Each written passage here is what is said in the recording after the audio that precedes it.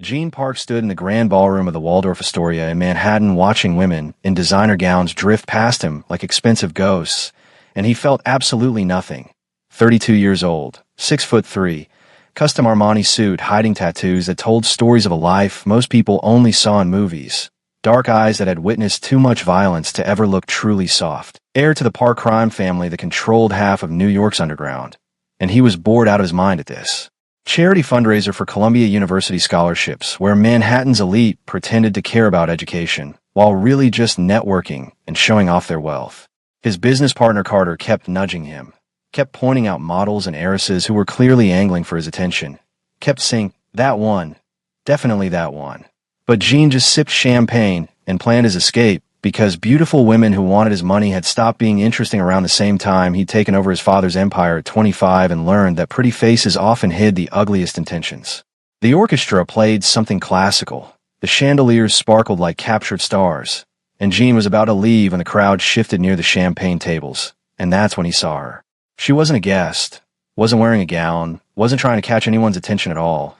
Just a waitress in the standard black and white uniform serving drinks with a grace that came from practice, not performance. Her dark skin glowing under the soft lights. Her natural hair pulled back in an elegant bun. And when she smiled at something a guest said, actually smiled like she meant it, Jean forgot how to breathe. Time didn't just slow. It stopped completely. The music faded. The crowd disappeared. And there was only her. Only that smile that lit up her entire face for 3 seconds before vanishing back into professional neutrality. And Jean felt something crack open in his chest that he'd thought was permanently sealed. He moved before his brain caught up, cutting through the crowd with a kind of purposeful stride that made people instinctively step aside. But she turned and walked toward the service entrance before he could reach her, and Jean stood there like an idiot staring at where she'd been. "Did you just chase a waitress across the room?" Carter appeared at his elbow, eyes wide with shock. "I didn't chase anyone," Jean said, but his voice sounded wrong. "You walked past 30 supermodels and sprinted after service staff. Are you having a stroke?" Carter pulled out his phone. "Should I call a doctor?" Jean couldn't explain it, couldn't put into words how that smile had shattered something inside him. How for 3 seconds he'd seen something real in a room full of beautiful lies. How he suddenly needed to know her name more than he needed his next breath. "Find out who she is," Jean said quietly, and Carter knew that tone, knew it meant this wasn't negotiable. "The waitress?" "Jean, you can't be serious." "Name, address, where she goes to school. Everything. I want it by morning." Jean interrupted, his eyes still fixed on that service door. Carter stared at him like he'd grown a second head, but nodded. Already texting their people. Already making it happen, because when Jean Park wanted something the universe bent to accommodate. Jean turned back to the gala, to the 30 models still circulating like sharks, still performing, still trying to catch his attention, and felt nothing but impatience to leave, to find the woman who'd smiled like sunshine and disappeared like smoke, and he had no idea that woman was about to turn his carefully controlled world completely upside down, had no idea she'd make him question everything he'd built, everything he'd become, had no idea that one smile would lead to the most dangerous thing he'd ever done, which was fall in love. If you love this opening, wait until you see what happens when they actually meet. Smash that like button, and let's dive into Zara's world, because trust me, this girl is about to rock his entire existence. Her name was Zara Mitchell, and she had exactly 2 hours left on her shift before she could go home, take off these heels that were destroying her feet, collapse in a bed in her tiny Brooklyn apartment she shared with 2 roommates and a cat named Zeus who hated everyone equally, and maybe, just maybe, get 4 hours of sleep before her morning shift at the campus cafe started at 6 a.m. The Waldorf gig paid $28 an hour plus tips, which was good money for serving champagne, to people who spent more on a single bracelet than Zara made in a month. But her feet disagreed violently with that assessment, and she was pretty sure one of the guests had just tried to slip his business card in her apron with a wink that made her skin crawl. Card immediately dropped in the nearest trash, because Zara had 3 rules for surviving these events, which were smile like you mean it. Don't make eye contact longer than necessary, and never ever accept anything from men who looked at you like you were part of the appetizer menu. She was 24, a finance major at Columbia taking classes part-time, because that's all she could afford. Working 3 jobs to pay tuition her scholarship didn't cover. And some days like today, when her feet ached and entitled rich people treated her like furniture, she wondered if she was chasing a dream that didn't exist, but giving up wasn't in her DNA.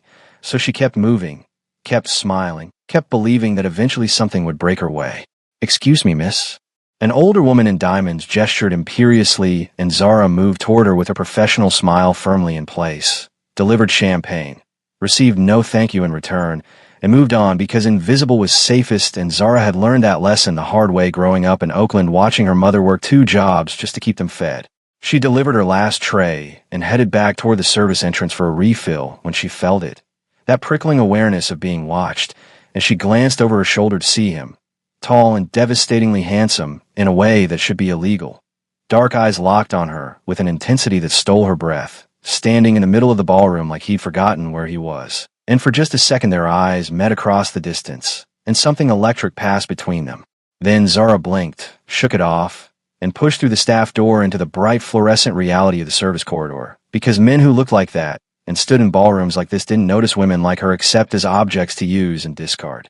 "Girl, you okay?" her co-worker Riley asked, loading her tray. "You look like you saw a ghost." "Just tired," Zara lied, but her heart was racing, still caught on the way that man had looked at her like she was the only person in a room full of hundreds. 20 more minutes, and we can take a break," Riley said sympathetically. "Rich people tip better when they're drunk, so smile pretty, and let's make this rent money." Zara laughed, grabbed her refilled tray, pushed back through the door, and the man was gone, disappeared into the crowd, and she told herself the weird flutter in her chest was relief, not disappointment. What Zara didn't know was that across the city, in a penthouse overlooking Central Park, Jean Park was staring at a file containing her entire life, name, address, work history, class schedule, everything, and he was already planning how to see her again, and neither of them was ready for what came next. Zara's morning shift at the Columbia Campus Cafe started at 6 a.m., which meant she was running on 3 hours of sleep and pure caffeine when the door chimed at 6:15 and Jean Park walked in looking completely out of place in dark jeans and a leather jacket among the sleep-deprived students and professors, his dark eyes scanning the room until they landed on her behind the counter, and Zara almost dropped the espresso she was making. "What can I get you?" she asked, keeping her voice professional, even though alarm bells were ringing in her head because this couldn't be coincidence. This man from the Waldorf showing up at her campus cafe. "Coffee," Jean said, and his voice was deeper than she'd expected, rough like he hadn't slept either. "Black, no sugar." Zara rang him up, made his coffee, slid it across the counter, and when their fingers brushed during the exchange, she felt electricity shoot up her arm. "You were at the Waldorf last night," Jean said, not a question. "I work events sometimes," Zara said carefully. "Did I forget to give you your champagne or something?" "No," Jean said, and something that might have been amusement flickered in his eyes. "I wanted to see you again." The honesty of it startled her. "Why?" "Because you smiled and it was the most real thing I'd seen in months," Jean said simply. Zara's breath caught, because that was either the most romantic thing anyone had ever said to her, or the most effective line she'd ever heard, and she couldn't tell which. "I smile at everyone," she said. "It's part of the job." "Not like that," Jean said. "Not like you meant it."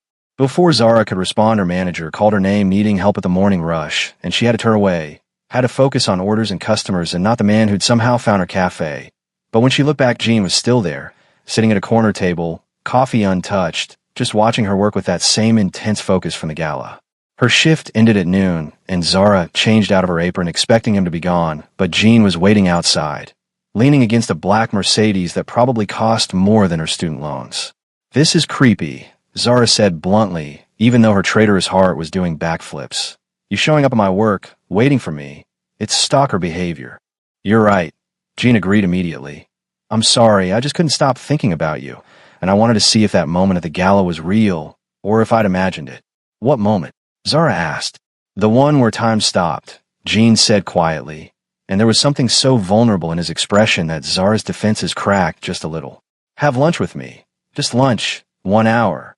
If you hate it, I'll leave you alone forever." Zara knew she should say no, but there was something in his eyes that looked almost desperate, almost lonely, and she'd always been a sucker for strays. 1 hour, she heard herself say. "And you're buying." Lunch turned into 3 hours at a small Thai place near campus, talking about everything and nothing, and Zara discovered that beneath the expensive clothes Jean was funny and self-deprecating and carried sadness in his eyes he tried to hide. "What do you do?" Zara asked suddenly. "For work, you never said." Jin's expression shuddered. "Business, import-export, family company." "That's vague," Zara observed.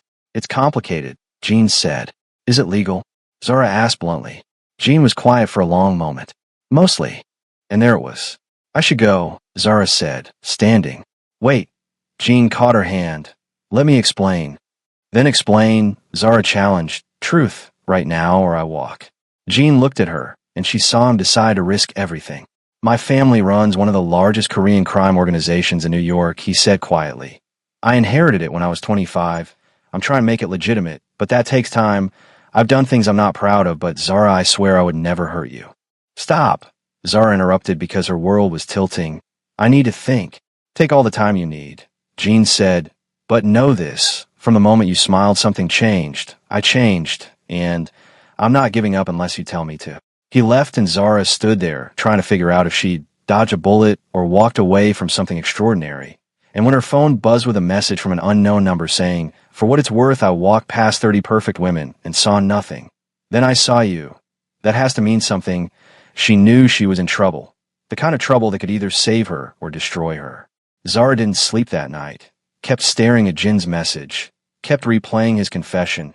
Kept thinking about the way he'd looked at her like she was worth risking everything for. And by morning she'd made a decision that terrified her, which was to give him a chance. To see where this impossible thing could go. Because walking away felt like cutting off a piece of her soul. She texted him at 7 a.m. saying, coffee. Same place. We need to talk. And Jean showed up 20 minutes later looking like he'd been awake all night too. Hope and fear warring in his expression. I'm scared, Zara said when they sat down. Of you. Of this. Of how fast I'm falling. My brother was killed in gang violence 5 years ago, and I swore I'd never have anything to do with that world. I understand, Jean said, already preparing to let her go. But, Zara continued, you told me the truth when you could have lied. You're trying to change things, and I think maybe we could try this. Honest, no secrets, no lies, just us figuring it out.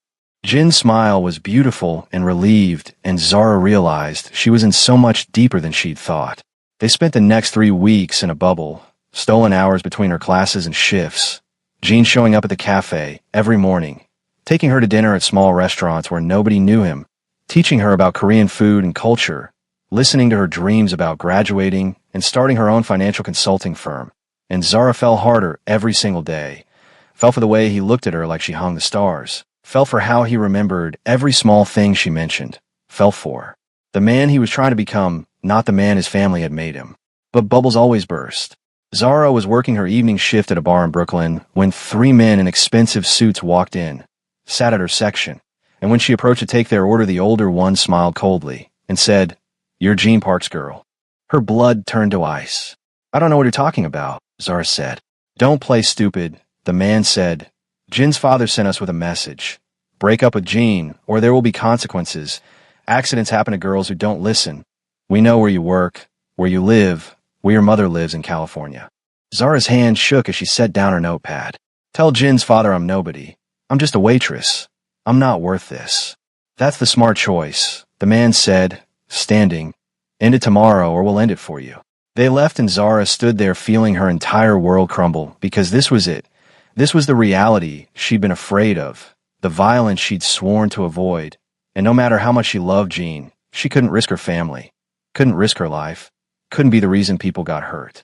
She called Jean that night, voice shaking. "Your father's men came to my work," she said. "They threatened me, threatened my mom. Jean, I can't do this. Where are you?" Jin's voice was deadly calm. "I'm coming right now. You're not safe." "I'm not safe anywhere in your world," Zara said through tears. "Don't you see? Your father will never accept me. He'll keep escalating. Someone will get hurt. Then I'll deal with my father," Jean said. "Zara, please just wait for me." "No," Zara interrupted.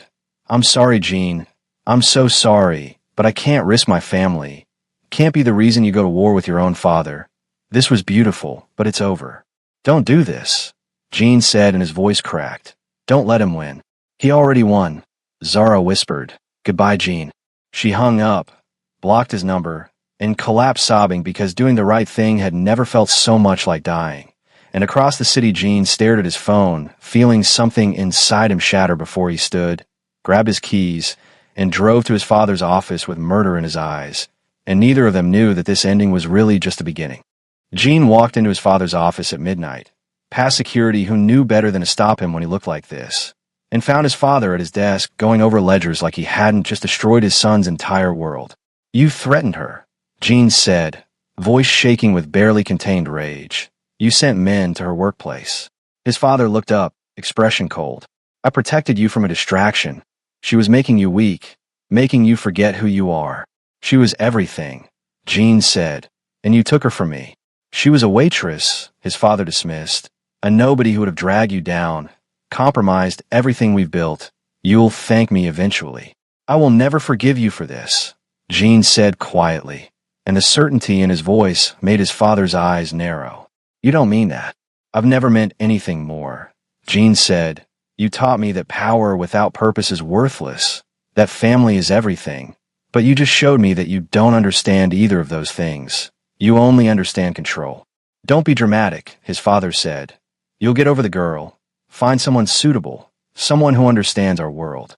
No, Jean said, I won't, because loving her showed me who I want to be, and it's not this, it's not you. He left before his father could respond, and spent the next 3 months transforming everything, pouring his pain into purpose, using his position to systematically dismantle every illegal operation the Park family ran, transitioning everything to legitimate business, real estate, investments, legal enterprises. And when his father had a massive heart attack from the stress, Jean felt nothing but grim satisfaction. His father survived, but the doctor was clear, which was retire or die. And suddenly Jean had complete control with no one left to stop him from becoming who he should have been all along. He opened community centers in Brooklyn and Queens, started scholarship funds for kids like Zara, who worked 3 jobs to afford education, donated millions to Columbia's financial aid program. And every single thing he did was in her honor, even though she'd never know. Even though she'd moved and changed her number and disappeared so completely it was like she'd never existed. Carter watched him work himself to exhaustion and finally said, You need to move on. She's gone. I know, Jean said, but he couldn't move on when part of his soul had walked away with her. Across the city, Zara was drowning, working her jobs, going to classes, existing but not living. And everything reminded her of Jean, every coffee she made, every Thai restaurant she passed. Every tall man in a dark jacket made her heart stop before she remembered he was gone. Her roommate found her crying one night and just held her. I did the right thing, Zara said. So why does it feel like I'm dying? Because you loved him, Riley said gently. And love doesn't care about right or wrong. Then finals week came and Zara was studying in the Columbia Library at 2 a.m. when she saw it. A plaque on the wall announcing the new Park Family Scholarship Fund for students working multiple jobs to afford tuition. Full ride. No strings attached, and her hand shook as she read the eligibility requirements, which described her exactly. She pulled up her phone, searched Jin's name, and found articles about his transformation, about the community centers, about the complete legitimization of his family's business, about the man who'd walked away from crime and chosen redemption. And Zara realized he'd done it. He'd actually changed everything, had become who he'd said he wanted to be. But it was too late. They were over. She made her choice and had to live with it, even if living with it felt impossible. What Zara didn't know was that in 3 days, fate was about to give them one more chance. Jean was teaching financial literacy at one of his community centers in Brooklyn, something he did twice a week now, finding more purpose in helping kids understand money than he'd ever found in making it. When someone knocked on the classroom door and he looked up to see Zara standing there, thinner than before, exhaustion in her eyes, but that same strength in her spine, and the world stopped spinning. Hi, she said, voice barely above a whisper, and Jean dismissed the class early, didn't care about protocol, just needed to talk to her, needed to understand why she was here after 6 months of silence. They sat on the steps outside, the same place they'd sat for their first real conversation, and the afternoon sun was gentle. I saw the scholarship fund, Zara said, and the articles about what you've done. Jean, you actually did it. I had to, Jean said quietly. After losing you, I realized that building something on violence wasn't worth it. You showed me there was a better way even if I couldn't have you. Your father, she asked. Retired, moved to Connecticut, doctor's orders. The business is completely legitimate now. No more gray areas, no more threats. Silence fell heavy between them. Why are you here? Jean asked because he couldn't handle the hope rising in his chest that might get crushed. Because I've been miserable for 6 months, Zara admitted. Because I applied for your scholarship, and when they told me I qualified, I realized I wanted to tell you first. Because I can't stop thinking about you. and I keep telling myself I did the right thing, but it feels like the most wrong thing possible. You did do the right thing, Jean said gently. My father would have hurt you. You had to protect yourself. But he's gone now, Zara said, and you've changed everything, and I read about the centers, the scholarships, the kids you're helping. They're doing exactly what you said you wanted. Doesn't change the past, Jean said. Doesn't change what I've done. No, Zara agreed. But it shows who you're trying to be, and I think I want to be part of that. If you'll have me, if I haven't destroyed everything by running. Jean pulled her into his arms like he'd been dying without her. I walked past 30 perfect women and froze when I saw you, he said against her hair. That moment changed my life. You changed my life, and I'm not letting you go again. I'm scared, Zara whispered, of how much I love you. I'm terrified, Jean admitted, because you make me want to be better than I am, because I'm pretty sure I was walking through life half dead until you smiled. They stayed on those steps until sunset talking about everything they'd missed, making plans for a future that finally felt possible. And when Jean finally drove Zara home, he didn't want to let her go. Tomorrow, he asked. Tomorrow, she agreed. And the day after that, and the day after that. Forever, Jean asked. Forever, Zara promised. 1 year later, Zara graduated top of her class with Jean in the front row, crying like a baby. And when she walked across that stage to receive her diploma and the announcement of her full-ride Park Family Scholarship, she looked right at him and smiled that same smile that had started everything. And Jean knew he'd found something infinitely more valuable than any empire, which was a woman who saw him, really saw him, and loved him anyway. At the reception, Jean got down on one knee in front of everyone, pulled out a ring, and said, You smiled at me and my entire world changed. Marry me, Zara. Let me spend the rest of my life making sure you never stop smiling. Yes, Zara said through tears. Yes, yes, yes. They kissed while everyone cheered, and when they finally pulled apart, Jean whispered, No regrets. Not a single one, Zara said. Only that I didn't freeze sooner, Jean admitted. Could have had extra time with you. We have forever now, Zara reminded him. Forever, Jean agreed. And I'm going to spend every day deserving you. Somewhere in Manhattan, 30 models were still circulating at galas, still being admired, still being pursued, and not one of them knew that the man who'd walked past them all had found something infinitely more precious than perfection. He found love. Real, messy, complicated, beautiful love. The kind that transforms you. The kind that makes you better. The kind that starts with a smile and lasts forever. And if you love Jean and Zara's journey from a frozen moment to forever smash that like button, drop a comment telling me which moment destroyed you. Subscribe for more stories that will wreck you in the best way. And remember, sometimes the most powerful thing you can do is smile at a stranger, because you never know whose world you might change. See you in the next one.